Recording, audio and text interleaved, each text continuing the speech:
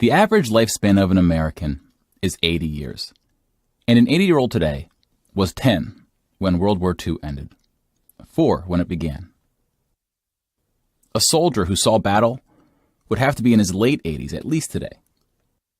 Generals, political leaders, the decision makers of the war, few are still with us. And over the past few decades, we've seen authors and filmmakers rush to capture stories from survivors before this connection of memory is lost.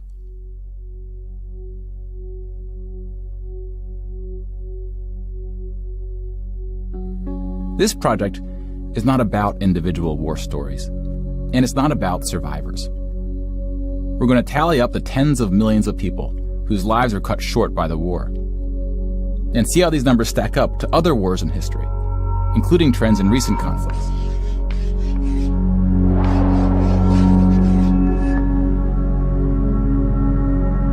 We'll be counting soldiers and civilians separately. Each of these figures represents 1,000 people who died. Civilians were of all walks of life, whereas military deaths were almost entirely men. The average age was about 23. In most battles, for every 1,000 soldiers killed, there are more than 1,000 who were injured. The word casualty can be confusing because in military speak, it often includes both deaths and injuries, and anything else that takes a soldier out of service. Here, we're just counting the deaths, and we'll begin with American soldiers.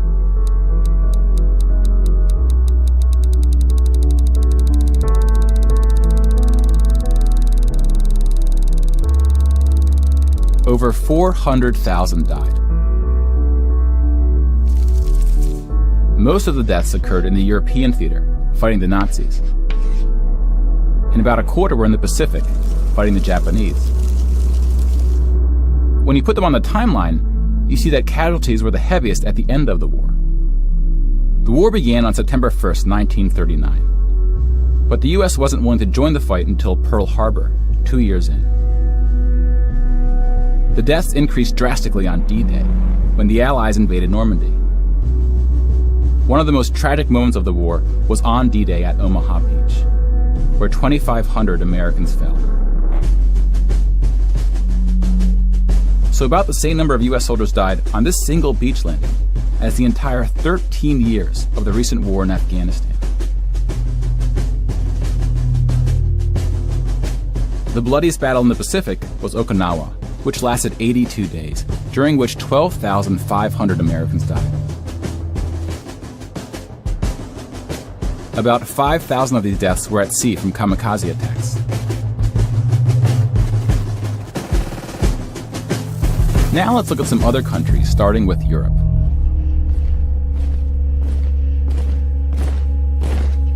Germany started World War II when it invaded Poland. Poland ultimately lost 200,000 soldiers in the war. Most died after the invasion while the country was occupied by Germany and the Soviet Union. Germany, meanwhile, lost just 16,000 in the invasion of Poland. The Nazis went on to invade and conquer other countries, including Denmark, Belgium, the Netherlands, France, Greece, and Yugoslavia. France surrendered, but after losing 92,000 soldiers in the Battle of France. Over 200,000 ultimately fell, which includes deaths in POW camps, French colonies, and other fighting. Yugoslavia suffered almost 500,000 military deaths. The initial invasion brought relatively few casualties on both sides, but the deaths mounted under Nazi occupation due to guerrilla fighting, civil conflict, and mass executions. The Nazi invasions were swift, with relatively few German losses. Even the Nazi commanders expressed surprise at their success. And then we have the United Kingdom and the United States, who were not invaded but took the fight to the Nazis. Britain lost about the same number of soldiers as the US, which includes the British colonies. Germany lost about 500,000 soldiers fighting the US and Britain in what is known as the Western Front, which took place in France and Belgium.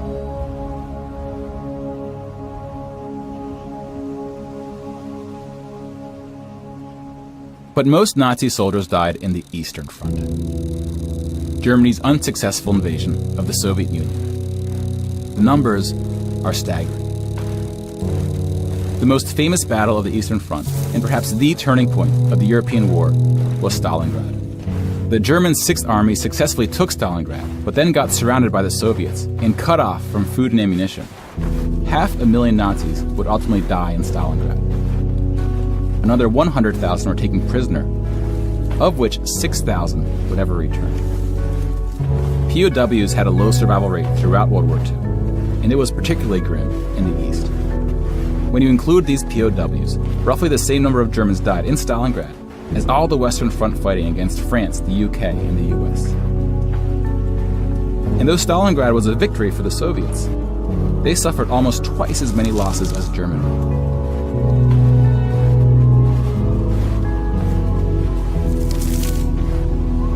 The Soviet Union would eventually defeat the once unstoppable German army, killing 2.3 million Nazi soldiers.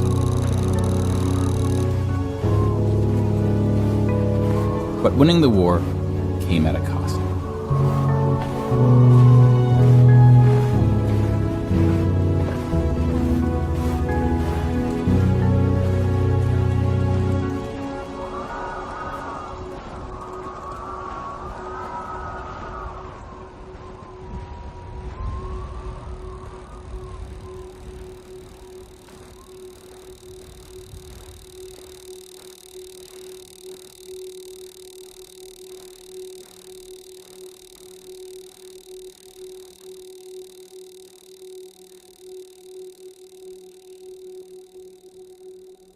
$8.7 million is the official tally by the Russian military, a hotly disputed number. Some studies have calculated as many as 14 million dead. To complete the count of European military deaths, we need to add German deaths from other fronts, including the North and Africa, as well as deaths from other Axis powers allied with the Nazis: Hungary, Romania, and Italy. When you put these European military deaths on the timeline, it looks like this. And now we switch to civilian deaths in Europe.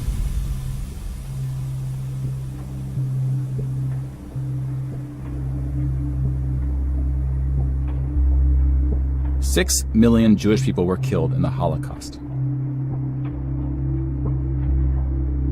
If you separate this by country, you see that about half, 2.7 million, were Polish. 700,000 were Soviets, followed by Hungary and 17 other countries.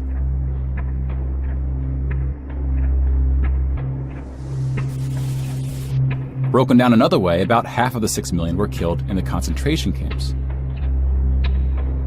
Over 1 million died in Auschwitz.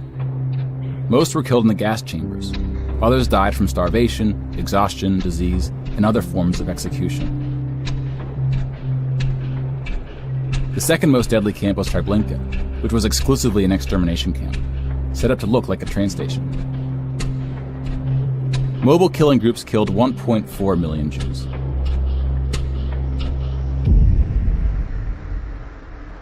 Like with the gas chambers, men were killed first to reduce the risk of revolt.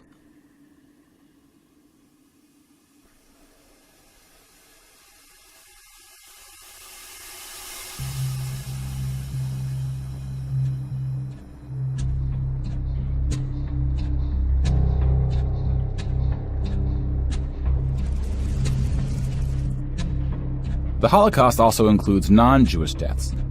Between 130,000 to 500,000 Roma, then called Gypsies, were killed. The numbers are disputed.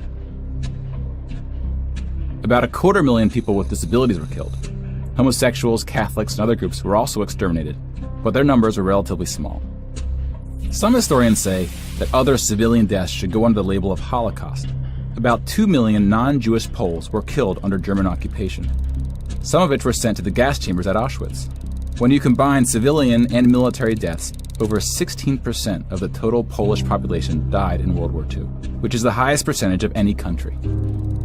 But not the highest in total death count. The Soviet Union again tops that list, losing at least as many civilians as it did soldiers, somewhere between 10 and 20 million. A particularly dark moment for the Soviet Union was the siege of Leningrad, now St. Petersburg. German forces surrounded Leningrad before civilians could be evacuated. Supplies, including food, were cut off for 2.5 years. 1.5 million people died as a result. mostly from starvation, mostly civilians. Stalin's cruelty towards his own people is partly responsible for these numbers. He often didn't allow civilians to evacuate from cities, thinking it would cause the soldiers protecting them to fight harder. About 1 million Soviets died in Stalin's own labor camps, called the Gulag.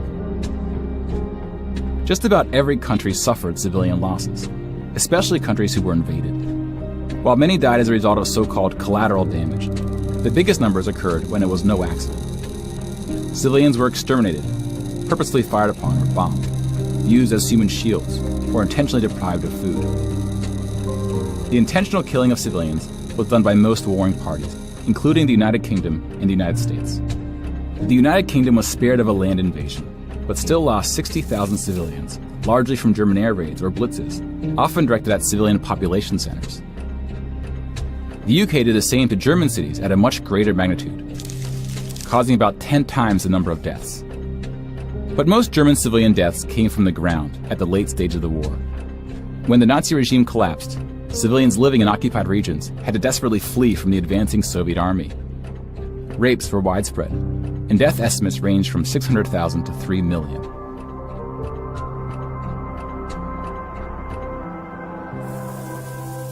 Let's step back and see where we are with the totals. We just counted about 20 million civilian deaths in Europe. If you add this to the European military deaths we already covered, it brings us to over 40 million. Then we have the Asian theater. Here we see the vast majority of military deaths in Asia came from China and Japan. On the civilian side, about 6 million deaths from China, Indonesia, Korea, Indochina, and the Philippines can be attributed to Japanese war crimes, which are sometimes compared to the Nazi atrocities due to the sheer scale of the cruelty. China had the second highest death count after the Soviet Union. And like the Soviets, the Chinese government demonstrated a stunning willingness to sacrifice its own people. Chinese nationalists opened the dike at the Yellow River, hoping the flood would halt the Japanese advance. 500,000 Chinese civilians or more were killed, which is 2 or 3 times the number who died in all countries in the 2004 Asian tsunamis. But the invasion of China only cost Japan 200,000 soldiers. Most were killed fighting the US and allies in the Pacific War. A significant portion of Japanese civilian deaths were caused by American firebombing and the 2 nuclear attacks. Contrary to official US statements, these airstrikes were directed at civilian populations, not military targets. When you add all the deaths outside of Europe, it brings us to a grand total of 70 million for the war, give or take depending on who's counting and what civilian deaths get included. More people died in World War II than in any other war in history. For comparison, here are 20 or so of the very worst wars and atrocities we have on record. Some of these are more of atrocities than wars, but we've seen how that distinction can get blurry. Some of these spanned across centuries. World War II had the highest body count, and it all happened in just 6 years. The world's population has grown significantly since the earliest atrocities on this list. If you want to compare them in terms of what percentage of the world died, we can adjust the chart to look like this. This rough approximation tells us there may have been more devastating wars before World War II, proportionally speaking.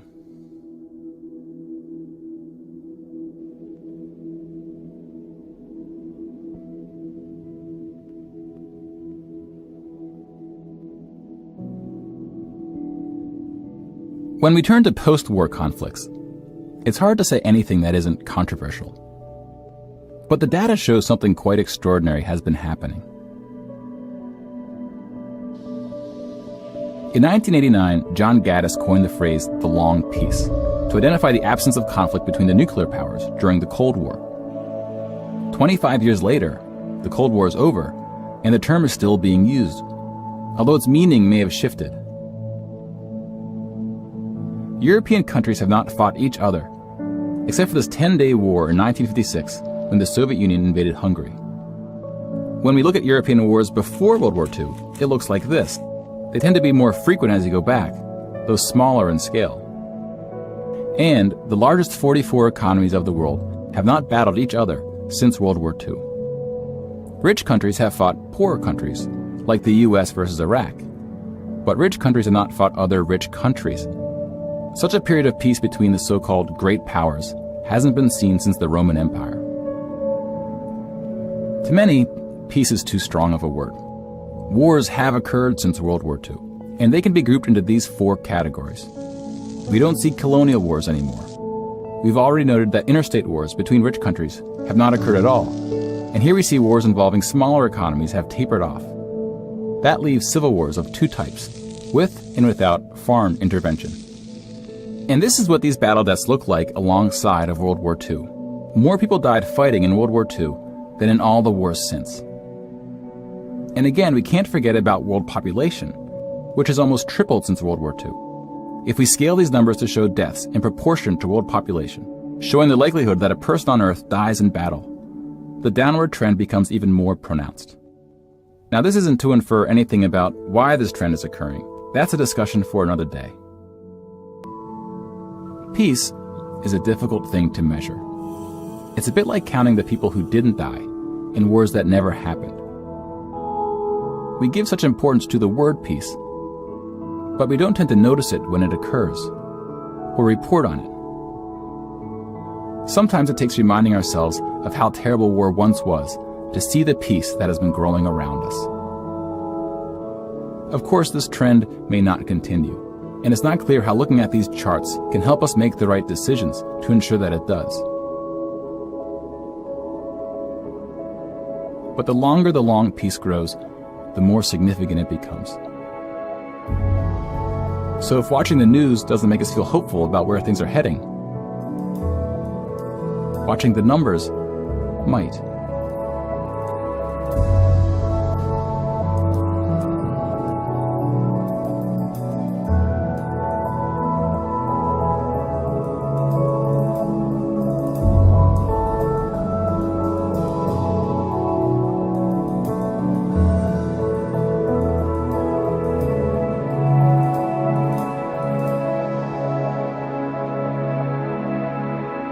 If you would like to support this project and encourage new episodes, please follow us using one of the options below, and consider paying the suggested ticket price for today's show. Thank you very much.